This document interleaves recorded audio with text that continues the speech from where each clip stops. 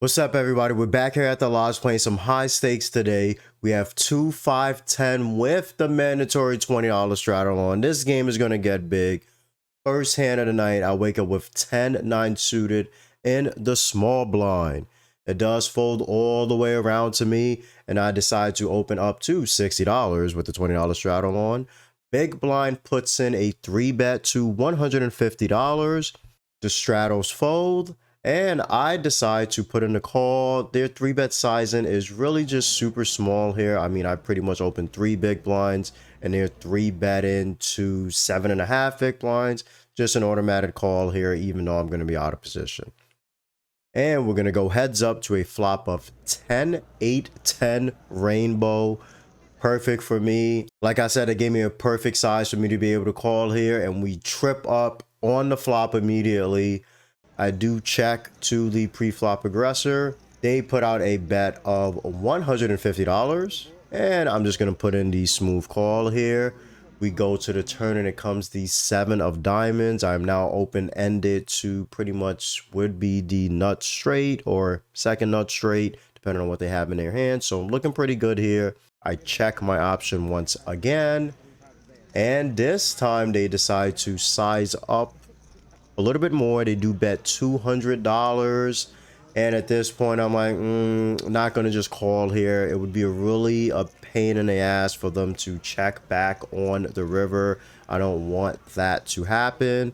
So because of them betting the $200, I decide to put in that check Rizzo to $650. My opponent does think about it for a little bit and then announces that they're going to be all in. Little did I know they only add 800 behind. If I knew this, I would have just checked jammed because it would have only been an extra $150. But unfortunately, I just didn't get a good view of their stack because the hand was covering it. So that's my bad on that. But with them going all in, I pretty much snap call. And we're going to have the run out. We do run it only one time. And we go to the river and it comes the 9 of diamonds. I pretty much have these stone cold nuts here. They can't have quads, so I'm looking pretty good. I table my hand and show that I river the boat, and they pretty much sigh and turn over pocket aces. Tisk, tisk, tisk. I mean, maybe if they 3-bet the correct size and put me in a tough spot pre, maybe I just don't come along. Really depends, but yeah, with their 7.5 big blind size and versus my 3x open, just too small. I'm going to continue every time, so I love it. Crack aces first hand of the night. Let's get it. Have you ever won a big pot cracking aces? Let me know the hand in the comments below. And we do get a seat change here, and I wake up with pocket queens of the ladies in small blind. Once again, $20 straddle on. It does fold around to low jack, and the lady opens up to $60. Does fold all the way around to me in small blind. I decide to put in the 3-bet to $180. So keep in mind, we are playing $2,000 or so effective here. That is 100 big blinds or so, everybody at the table. And she does decide to defend my 3-bet. So we're going to go heads up to a flop of ace, 8, king, all clubs. Not the flop you want to see when you have red ladies in your hand. Not looking good here. I do think about it for a little bit, and I actually do still decide to c-bet here. Could have went with a check, but I do decide to just c-bet if they don't have any clubs in their hand. It's going to be hard for them to continue. And I do put out a bet of $115. Unfortunately, she calls rather quickly, so yeah, just not looking good here. And we do go to the turn, and it comes the 5 of hearts. Just really nothing going for me here. I do decide to put in the check here. I am losing to any ace, any king. She can have flushes already. Just wanted to see if I can get that fold on the flop with the small wager. It just didn't work out. So like I said, I do check turn, and she checks back as well. The river comes the king of hearts. So now I'm even losing to trip kings. It's just really not getting good here. I mean, pretty much the only hands I'm going to beat here is like pocket 9s, 10s, and jacks with a club. And pocket 7s, you know, all the pocket pairs that contain one club basically. So yeah, on river I do check again, and she puts out a bet of $275, and that is $275 way too much for me to call. I mean, I would probably even almost fold to a $5 bet. I mean, I wouldn't, but you get the point. Just gonna lay down my cards, and unfortunately the ladies do lose this time around.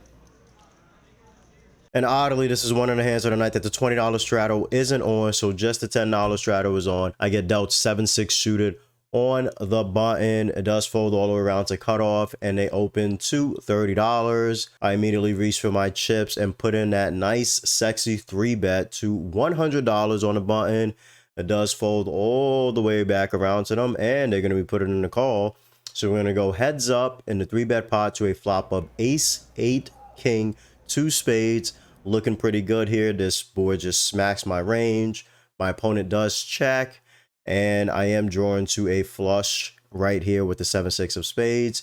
I do decide to put out a C bet of $75. They think for a couple seconds, and they do come along with the call. We go to a turn, and it comes a brick, just the 3 of clubs, and my opponent checks again. But hey, I mean, this is my board. I'm the aggressor. I am not slowing down here with my 7 high flush draw. Going to be putting in that double barrel, and I put out a bet of $260. And as soon as the chips touch the middle, my opponent immediately folds, and we take down another pot. And for this next hand here, things get a bit out of control, and the $40 straddle is on this time. And I am in small blind, and I look down and I see ace 2 suited. It does fold all the way around to me, and I decide to open up to $100. Big blind to my left puts in the call, and the $40 straddle puts in the call as well. So we're going to go 3 ways to a flop of jack, queen, 7, 2 clubs. Looking pretty good here. I am drawing to the nut flush here, ladies and gentlemen. I decide to put out a C bet of $100. Person to my immediate left in big blind raises in position to $350. This is a really strong raise here to be making it 3.5x in position on this board. So I am a little bit worried, but I am drawing to the nuts like I just said. The straddle for $40 actually does fold. And I actually think about it here, it's such a really weird hand and spot, because for this hand I had roughly $1,500 total behind left. And I was just thinking, you know, I mean, I can call here. I could jam because I have all the ace queen, pocket queens, queen jack suited. I mean, they can have queen jack suited as well, and queen jack. So it's a really rough spot, but you know, I just thought that if they're raising something in position, like I said, it is strong. Maybe in some worlds I get them to fold, and if they don't fold, I mean, I'm drawn to the nuts here. I can hit a 10 and king for a straight, and I can just hit a club for just the, you know, the nut flush. So I think about it for a bit, and I do announce it's going to be an Aunt Jemima moment. I am all in for $1,500. So it's going to be up to them to call $1,150, and they pretty much snap call, and we're going to run it 2 times. Let's go straight to the run out.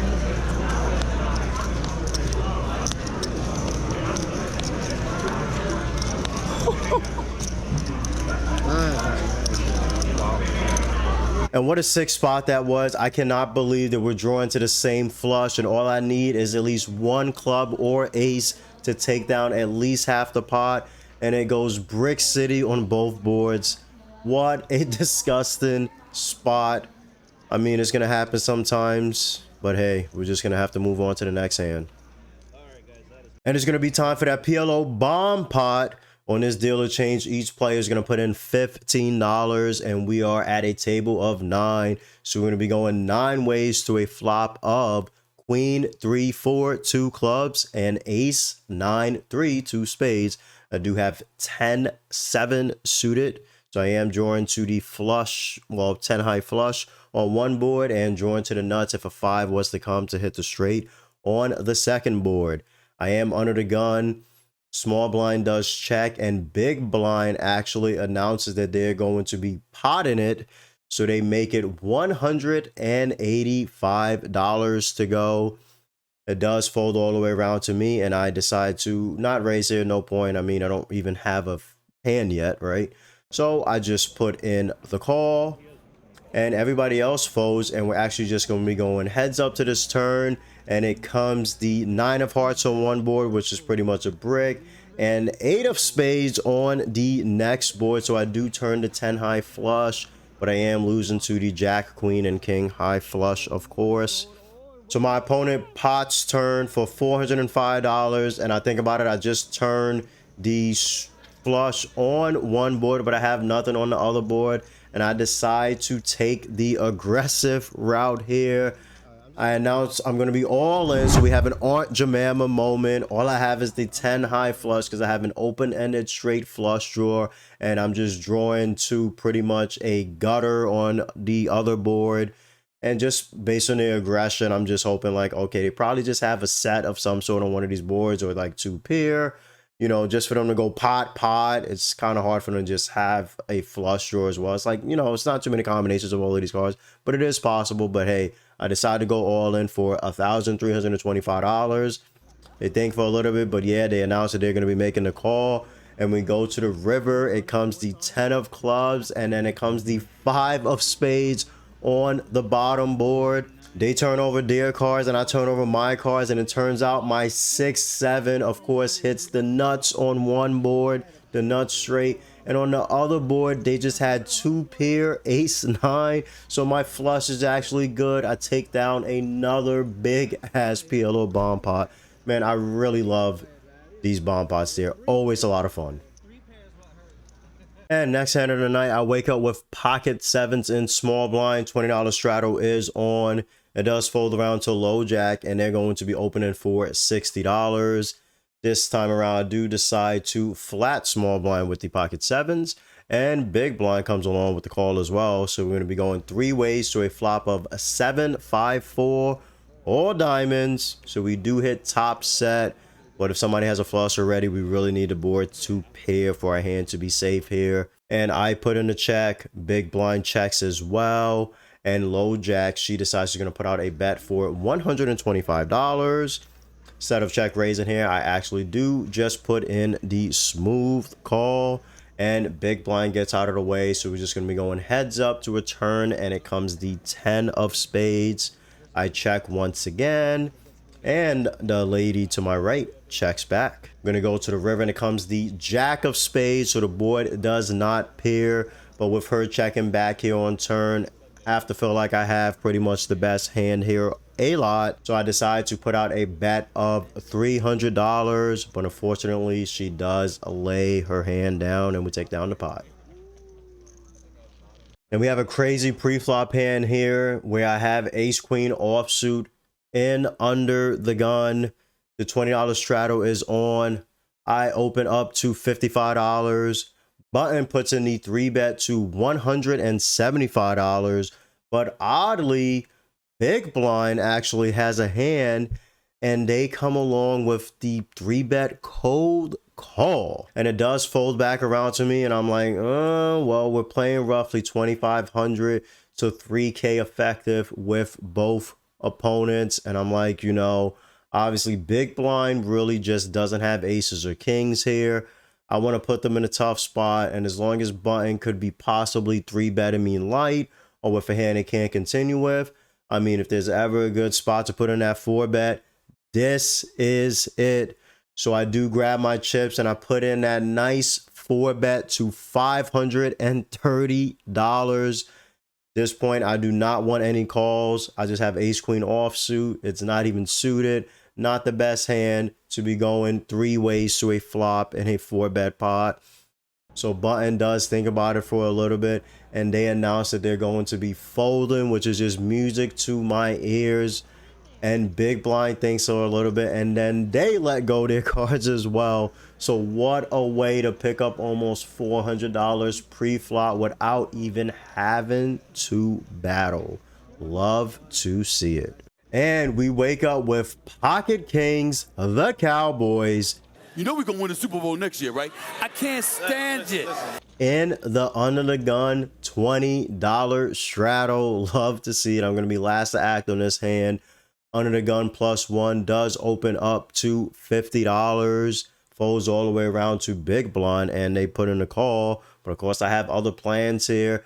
Going to be bumping it up. I put in the 3-bet squeeze to $290. Under the gun +1 comes along with the call, and big blind comes along with the call as well. So we're going to be going 3 ways to a flop of 10, 10, 8, 2 clubs. I do not have a club in my hand, and that 10 on the flop is relatively scary, but I cannot slow down yet. I'm going to be having to put out a C-bet here, multi-way, just hoping I can get folds.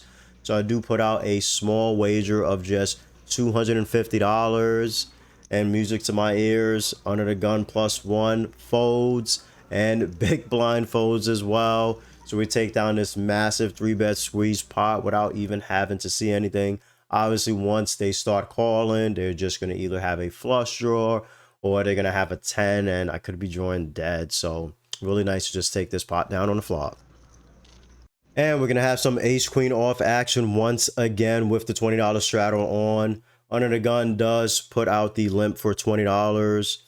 In middle position, I make it $120 to go. You know, we don't like limps out here. Cutoff actually comes along with the call for $120, and it folds all the way back around to under the gun, and they come along with the call as well. So we're going to be going 3 ways to a flop of king, 5, queen, 2 clubs. And the under the gun limper does check. I decided to put out a bet of $100 and cutoff folds, but under the gun has other plans here, and a check raised to $325.